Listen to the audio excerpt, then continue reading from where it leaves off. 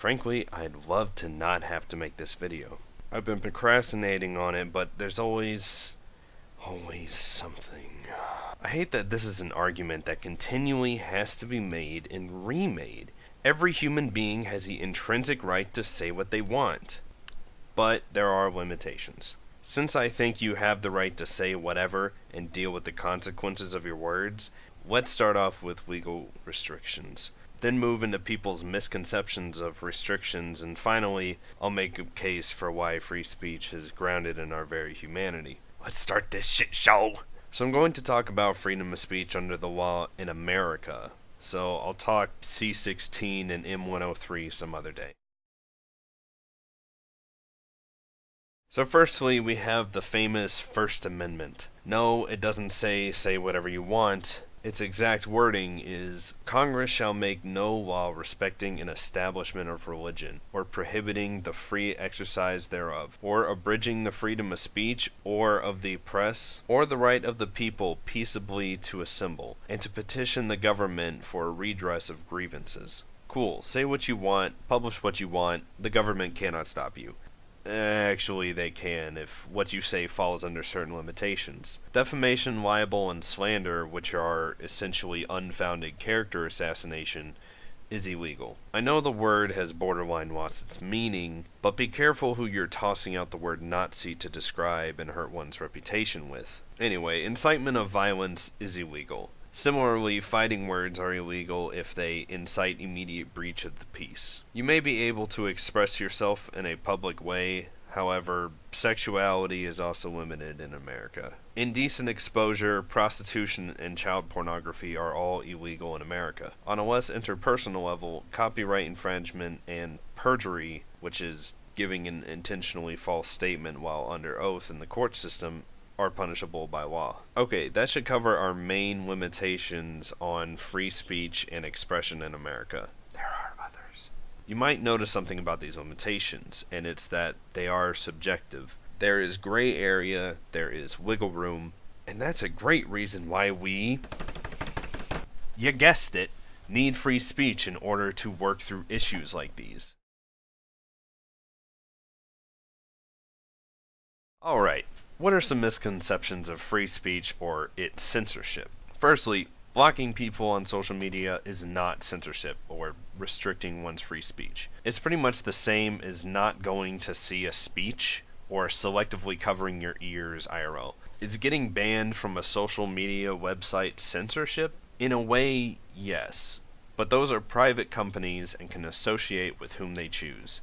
Websites like Twitter have already moved forward with AI and regulations on certain people having their tweets and responses throttled. Because of capitalism, kill me. Twitter is actually shooting themselves in the foot. People are already looking for another similar social media site to replace Twitter, and there's a lot of incentive to be the owner of such a company.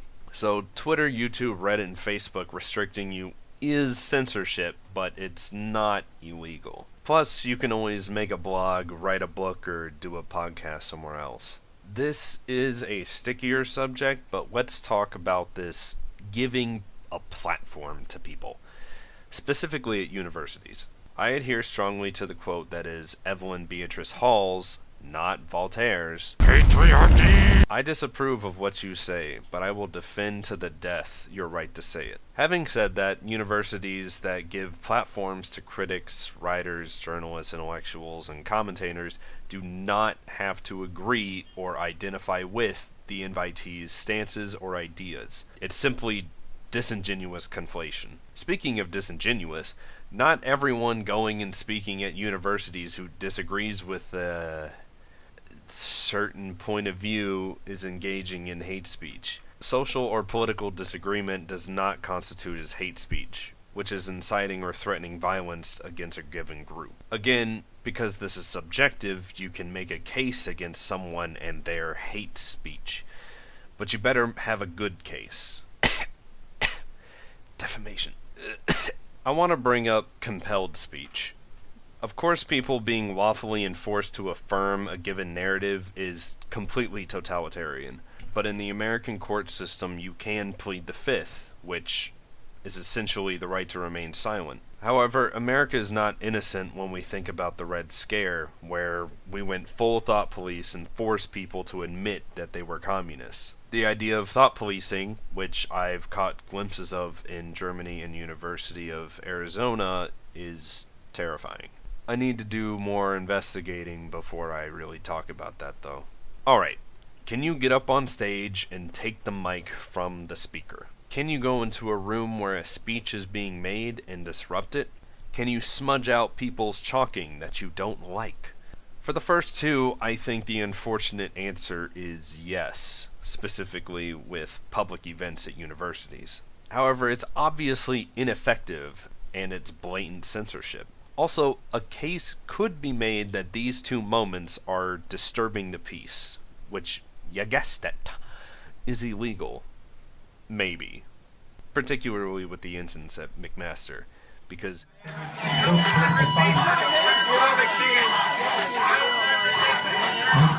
Jesus, air horns are painfully loud in a small space, dude. Anyway, the last example, the chalk one, actually is interesting because a lawsuit was actually filed against the teacher who was wiping out the chalk writings.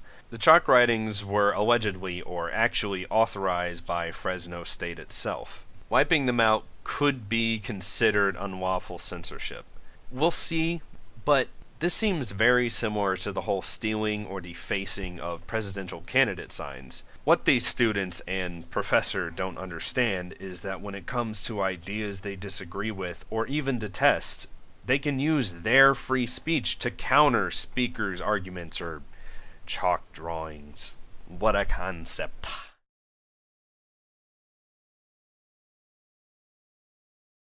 Cool. I believe that everything that falls outside the limitations of free speech is fair game, or protected by free speech. So let's make a case for free speech. As a human, free speech is fundamental. It may be the most fundamental right to belong to humans. Why? Well, think about it. How can you possibly express an idea on what is a fundamental right without first writing or speaking the idea into existence? And then how can you compare your fundamental ideas without then conversing about them? How do you gain knowledge?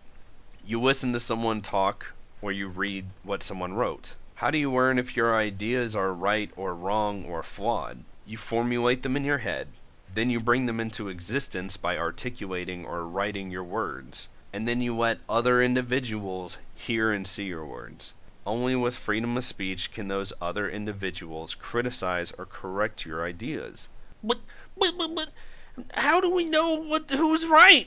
Well, seems like you're just gonna have to talk about it, don't you think? It should also be obvious that clinical psychology counseling and psychotherapy are all based on the axiom that speech is a necessary way to get one's life under control. So no, students and faculty, freedom of expression is not disingenuous reasoning. You have the freedom to express counter-arguments against Rachel Fulton Brown's ideas. You can go to the core and base of her claims and discredit them. Also to the few students at Sonoma College who think that truth is ostensibly a construct of white supremacy because it's an Enlightenment idea. If that made no sense, or if you think your brain just short-circuited, I should include that people in the Enlightenment assumed that black and brown people were subhuman. But guess what?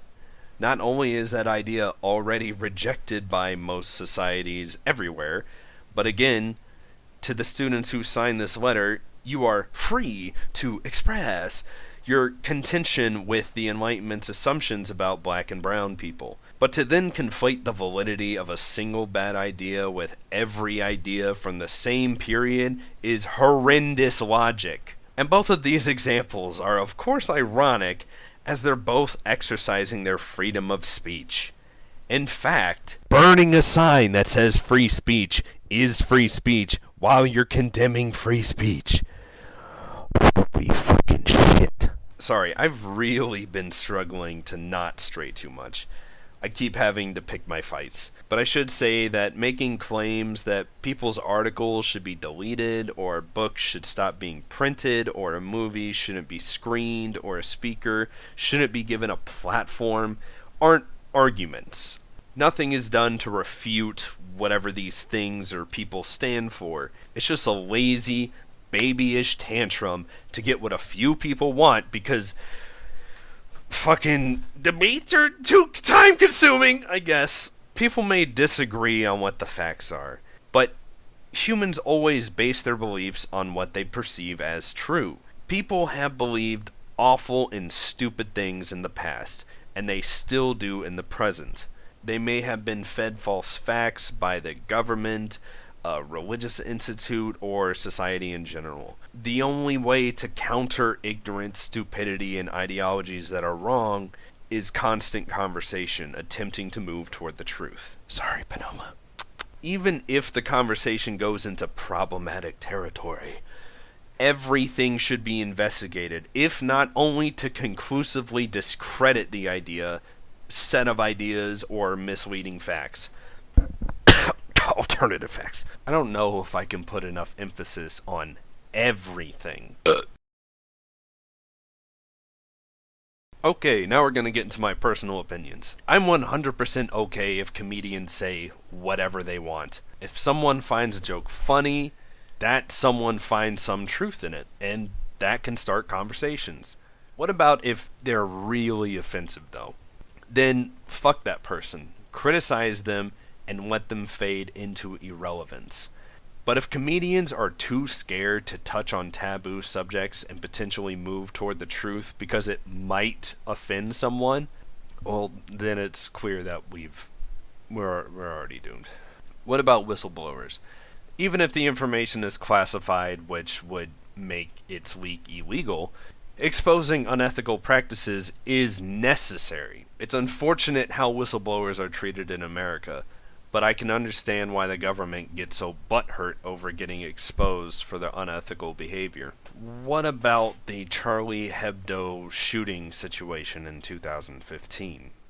Again, freedom to write and express what you want is free speech. Obviously, any violence is not included under freedom of expression. Along the same lines as private businesses and comedians, if what Charlie Hebdo did was wrong, let their wallets hurt. Criticize them and let them die in irrelevance. Again, I'm really struggling to make a claim and not go down a very deep rabbit hole, so I think I'm just going to cut myself short. Articles that I talked about and ones about free speech in general are listed in the description. I know there are tons of other topics and issues to talk about on free speech, but I hope this lays a decent enough ground level. I almost forgot. Laci Green made a video about the supposed red pill. First of all, if this red pill is seeing the truth of our side, then that's pretentious. If the red pill is acknowledgement of and the engagement with the other side, then it's a fucking travesty that so few people have been red pilled. But ContraPoints has debates with anti-SJWs, so what's the big deal? I've recently found anti-SJW channels that are well cited and reasoned, make some interesting points. Sometimes I'm like, yeah, I agree with that, or I didn't really think of that. Oh, I can't help but wonder if it's that. Like, my God, people wanting to engage and converse should be the damn norm. I do hope that she does or has apologized for the false DMCA takedowns she made in the past. Anyway, I'm glad we have another person open to having difficult conversations and reaching across the aisle, if you will, which we should all do. More than I can say for others.